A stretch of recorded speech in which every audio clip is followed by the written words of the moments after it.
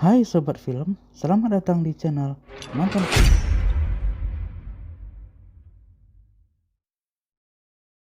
Hai Sobat Nonton, apa kabar semuanya? Semoga kalian baik-baik saja ya.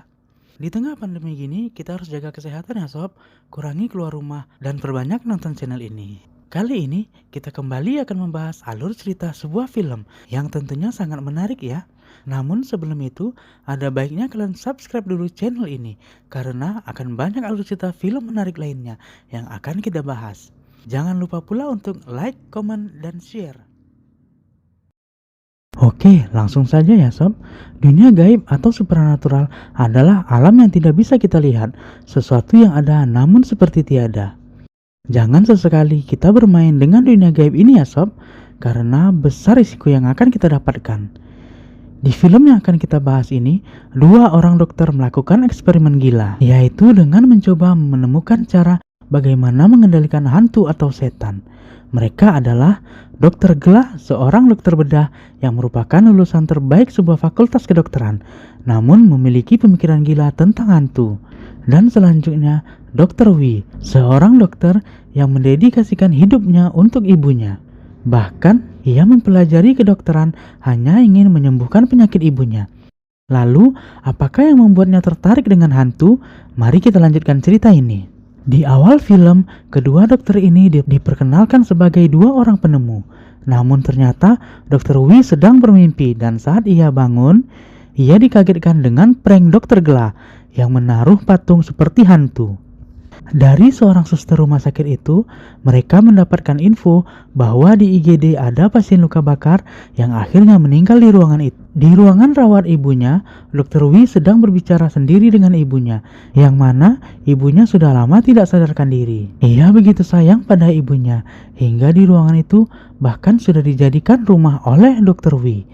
Ia selalu melihat langit-langit kamar itu yang sudah ditempel stiker bintang yang dulu selalu ia lihat bersama ibunya. Malam itu, mereka berdua mendapat shift malam yang bersamaan. Saat itu, mereka sedang berada di salah satu vending machine rumah sakit tersebut. Dr. Wee mengatakan ia tidak punya waktu untuk hal lain selain merawat nyonya, yaitu ibunya. Namun tiba-tiba, mereka melihat hantu pasien IGD yang mengalami luka bakar itu. Tentu saja ini membuat mereka kaget, namun mereka tidak takut. Dr. Glah mendekati hantu tersebut dengan wajah sumringah, sedangkan Dr. Wee memilih mengabadikan hantu tersebut menggunakan kamera handphonenya. Namun hantu tersebut tidak terlihat di layar handphonenya. Saat mendekat, Dr. Wee dikagetkan hantu tersebut. Mereka memutuskan melihat rekaman CCTV, namun hantu tersebut tidak terekam di CCTV.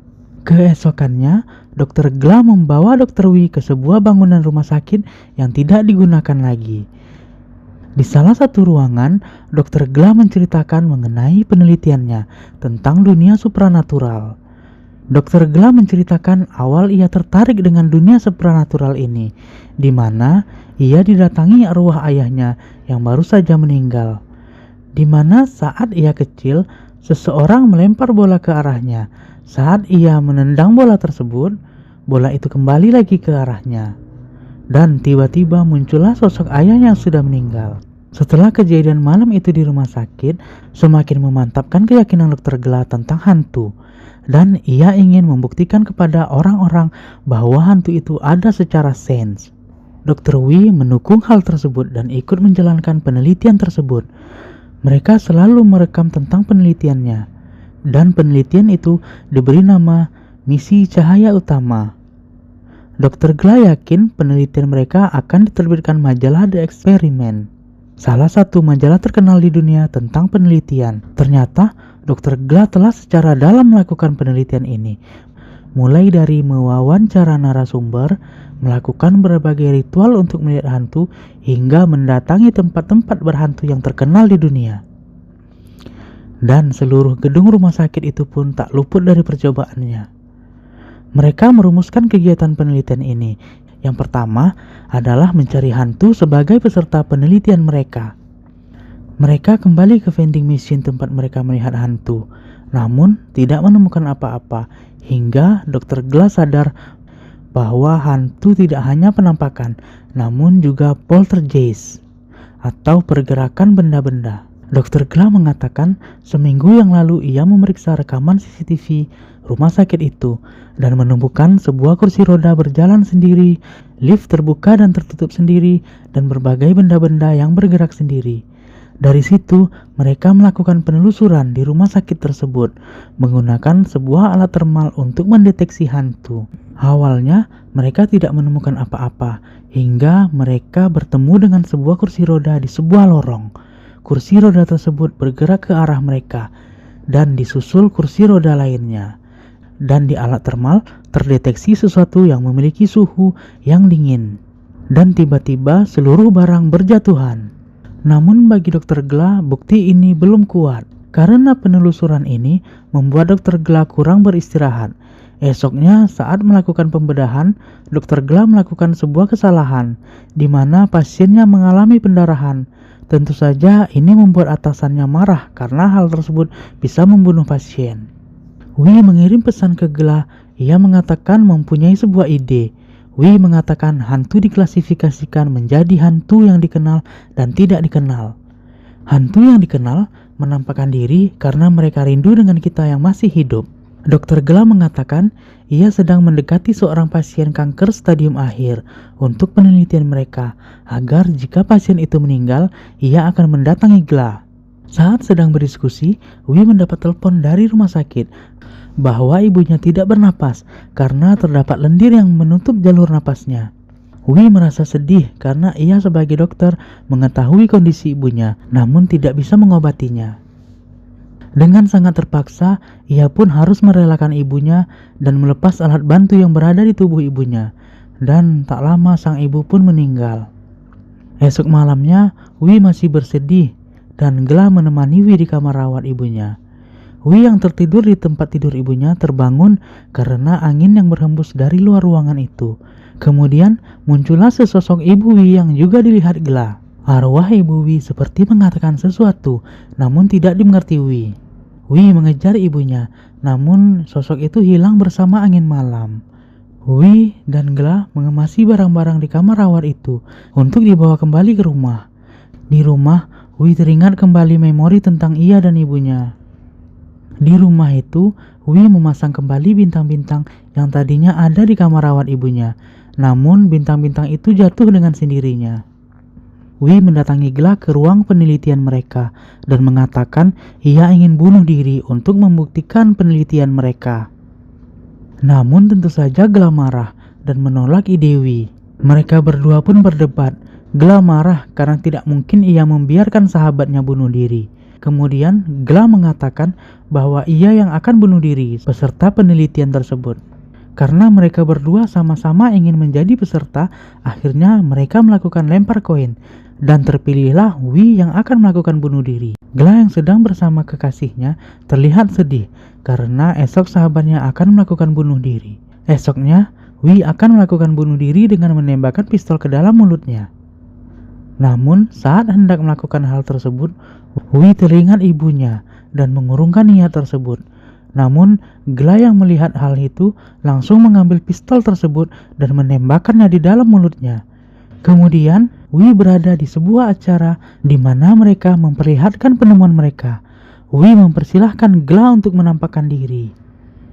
Namun tiba-tiba Mai datang dan menyebut Wi adalah pembunuh karena mengorbankan kekasihnya demi eksperimen. Mai mengeluarkan pistol dan melakukan bunuh diri di panggung tersebut. Dan ternyata kampretnya, lagi-lagi itu hanyalah sebuah mimpi. Gla tetap meninggal, namun ia belum menampakkan wujudnya pada Wi. Wi mendatangi ibu Gla. Tentu saja ibunya sangat sedih dengan kepergian Gla. Begitu juga dengan Mai. Saat Mai mengambil barang-barang Gla di rumah sakit, ia bertanya pada Wi tentang apa yang terjadi. Namun Wi mengaku tidak tahu tentang apa yang terjadi. Wi yang ditinggal ibu dan sahabatnya sangat frustasi. Ia ingin melakukan bunuh diri dengan melompat dari sebuah gedung. Namun perbuatan itu digagalkan Gla. Saat Wi hendak terjatuh, arwah Gla menarik Wi. Itu membuat Wi senang karena akhirnya sahabatnya kembali menemuinya. Wi menyimpulkan kekuatan Gla akan meningkat jika Wi berada di dalam bahaya. Wi mencoba hal tersebut dengan memotong salah satu jarinya, dan tiba-tiba pemotong kertas yang digunakan Wi terpental seperti dilemparkan oleh seseorang. Gla mengetikkan sesuatu di laptopnya. Ia meminta Wi untuk pergi ke pantai. Wi mendatangi rumah ibu Gla dan mengatakan ia mendapat mimpi dari Gla, dan tentu saja itu membuat ibu Gla sedih. Kemudian adik Gla mengusir Wi. Tiba-tiba Gla mengetikkan Kakai di handphone Wi, dan Wi pun mengatakannya kepada ibu Gla. Ibu Gla pun mengajak Wi makan Kakai karena Gla sangat menyukai itu. Saat pulang, Gla mengetikkan pantai, namun Wi tidak mengetahui maksudnya. Beberapa hari setelah itu, Gla tidak mendatangi Wi. Wi pun kembali mencoba memotong salah satu jarinya, namun kali ini Gla tidak hadir. Wi akhirnya harus menyambung jarinya kembali dibantu teman dokternya. Saat Wi kembali, ia dikagetkan Mei yang berada di tempat penelitian mereka. Mei menanyakan perihal laptop Gla, namun Wi mengaku tidak mengetahuinya. Namun sayangnya, laptop tersebut ternyata sudah diambil oleh Mei. Wi mendatangi apartemen Mei bermaksud mengambil laptop tersebut. Mei sangat terpukul sekali dengan kepergian Gla dan menyalahkan dirinya atas kematian Gla. Wi berpura-pura tidak mengetahui password laptop Gla. Namun tiba-tiba saja laptop tersebut terbuka dan tampillah adegan bunuh diri Gla. Wi yang ingin menutupi hal itu segera membawa laptop Gla dengan mengatakan akan minta bantuan temannya untuk membuka password laptop Gla. Namun di lift, Gla memerintahkan Wi untuk mengatakan yang sebenarnya pada Mei. Wi tidak menyetujui itu. Gla pun bersikeras untuk mengatakan yang sebenarnya. Gla merusak lift yang dinaiki Wi, yang membuat lift tersebut macet. Kemudian Wi dapat keluar, namun tiba-tiba lift tersebut berjalan kembali yang hampir saja membuat Wi terjepit. Di tempat penelitian mereka, Wi berkesimpulan bahwa energi Gla semakin meningkat karena cemburu dan perasaan balas dendam. Wi mengundang Mei ke tempat penelitian mereka karena ingin mengatakan yang sebenarnya terjadi. Namun ternyata Wi memasukkan obat tidur ke minuman yang ia berikan pada Mei.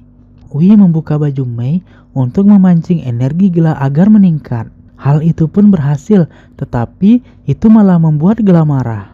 Wi semakin nekat dengan memancing rasa cemburu dan amarah Gla.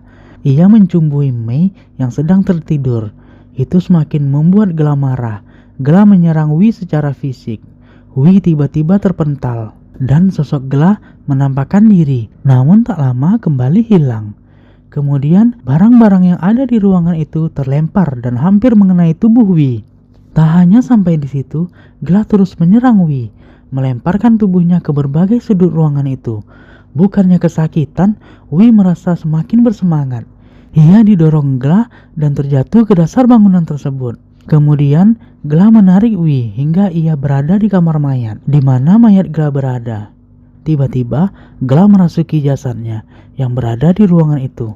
Jasad itu marah kepada Wi dan seperti ingin membunuh Wi. Tiba-tiba Wi seperti bermimpi. Gla mengatakan untuk menyudahi penelitian tersebut karena Wi sudah melewati batas, dan Gla pun pamit untuk pergi melanjutkan perjalanannya. Ia meminta Wi untuk melanjutkan hidupnya demi mereka berdua. Wi pun tersadar dan mayat Gla jatuh menindih tubuh Wi. Tentu saja kejadian itu menjadi perhatian pihak rumah sakit. Pihak rumah sakit beranggapan bahwa Wi sedang depresi karena ditinggal ibu dan sahabatnya. Oleh karena itu, izin Wi sebagai dokter pun dicabut. Wi akhirnya mengembalikan laptop Gla kepada Mei. Mei pun menceritakan tentang pertemuannya dengan Gla saat berada di ruang penelitian mereka. Dan akhirnya Mei dapat menerima kepergian Gla. Dan film pun berakhir. Nah, itulah alur cerita dari film Ghost Lab ini sob. Kita sebagai manusia diberi akal dan pikiran untuk membedakan mana yang baik dan mana yang buruk. Namun terkadang ambisi dapat mengaburkan itu. Oke, semoga kalian terhibur ya sob. Jika kalian suka dengan alur cerita film ini, silakan like, komen ya. Dan silakan share video ini ke sosial media kalian, agar teman-teman kalian juga dapat mengetahui alur cerita film ini. Terima kasih sudah menonton video ini. Sampai jumpa lagi di alur cerita film lainnya yang tidak kalah menarik.